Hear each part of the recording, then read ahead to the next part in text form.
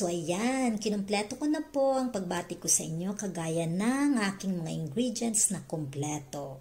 So today I'm gonna share you again with our another recipe, crispy orange chicken. So ito po, napakadali lang po nitong gawin, basta kumpleto lang po ang ating mga ingredients. So samahan niyo po ako with my husband sa aming pagluluto para happy ang araw natin.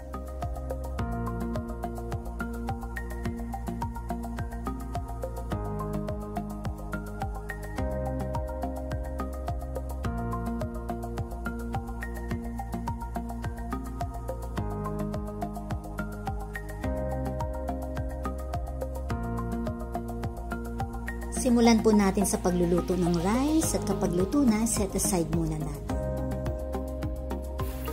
At ang pinaka-importante sa lahat na huwag kalimutan nating hugasan ng maayos ang mga gulay bago hiwain.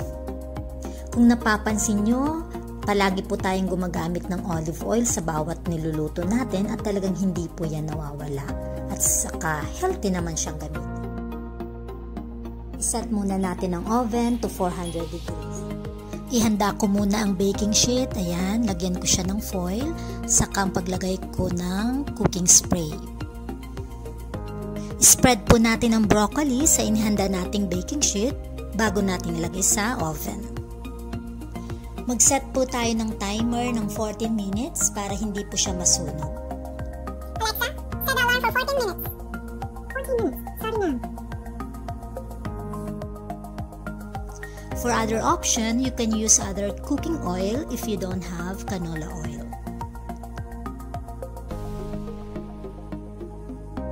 I-combine po natin ang tempura mix, cold water, pinch of salt and pepper in a mixing bowl, then stir lang po natin.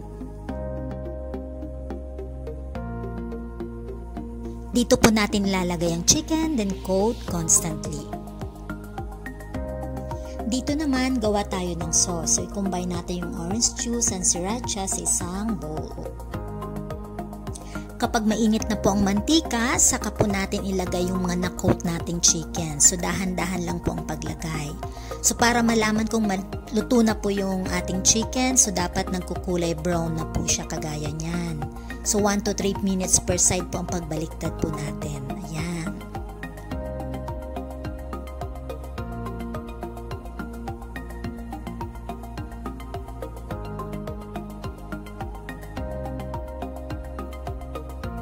Kapag luto na siya, ilagay po muna natin ang chicken sa tissue para ma-absorb niya po yung excess oil. And then, saka po natin haluin dun sa ginawa natin sauce. I-toppings po natin sa rice yung nagawa nating chicken at saka yung broccoli. Gawa na po namin. And to those who love spicy, you can add pepper flakes. Dinner since I'm done taking pictures. Tara guys, at gutom na ako eh. Oh, is that your food? It's almost half. Eat your dinner, it's getting cold. Ay oo, lumamig na nga. Initin ko nga muna. Tikman na natin. Excited na ako.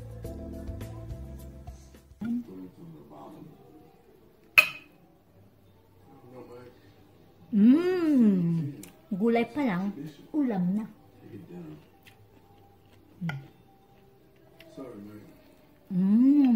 Take it down. Ayan o.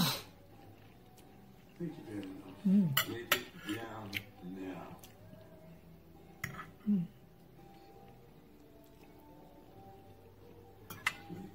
Perfect.